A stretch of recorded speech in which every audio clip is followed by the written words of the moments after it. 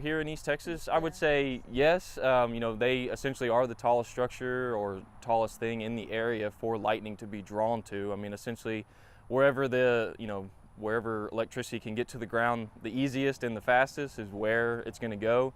Now, if there's a metal pole or a metal rod or an antenna, something nearby, it's going to go to that over a tree usually. But yeah, I would say trees are nature's lightning rods. Depending on the strength of the strike, you know, I mean, we've seen videos where trees get struck by lightning and essentially explodes, right? But we've also seen trees out in the woods that have been struck by lightning and show signs of it with the scar that usually runs the entire length of the tree. You know, it could be just a straight line all the way down, or it may spiral around the tree.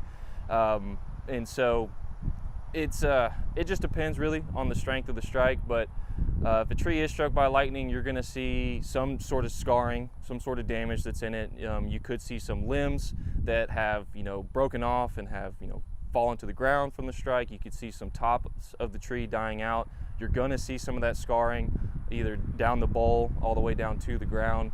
And, you know, in some extreme cases, you could even potentially see the tree ignite from being struck by lightning. So if you do suspect that your tree has been struck by lightning, one, check on it, see if it is on fire, right? You know, and you feel that you need to call 911, you know, definitely call 911, get local fire departments to come out and see if they're able to extinguish the tree. You know, that could, you know, be either from the rainfall that's happening with the storm could put it out, or we may need to actually do some suppression efforts. If they're not able to put it out with water, you know, that could result in them cutting the tree down then. Or if they're not comfortable with doing it, they could potentially call us if it is more in that rural area. But if it's not on fire, right, wait for the storm to pass, come out and check the tree, assess the health of it, see how much damage has been done.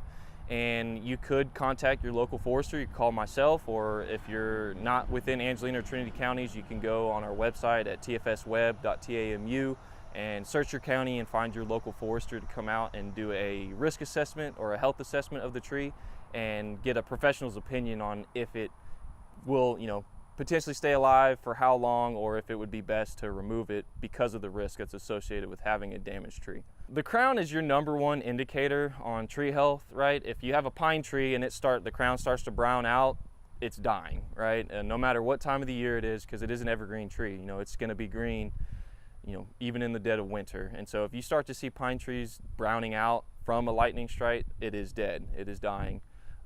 When it comes to hardwoods, trees that are deciduous, you know, that drop their leaves in the fall, if you get a lightning strike when the leaves are already turning brown, already falling, it can be hard to, you know, determine that. We might have to look into other means of, you know, checking some of the twigs, you know, seeing the bark, see if we're seeing some other signs of drying out, essentially. But if the tree was nice and green when it was struck, and then a couple weeks later, or even potentially a couple months later, it starts to brown out, that's going to be your indicator that the tree has succumbed. In tree health, you know, prevention is the best care for a tree, you know, preventing it from getting into a state of poor health. But obviously we can't control the weather, right? So by having proper forest practices in place beforehand can help the tree the most. After a tree has been severely wounded, it's not like us, right? You can't slap a bandage on it. You can't give it a shot of penicillin and say, you know, go on, get better.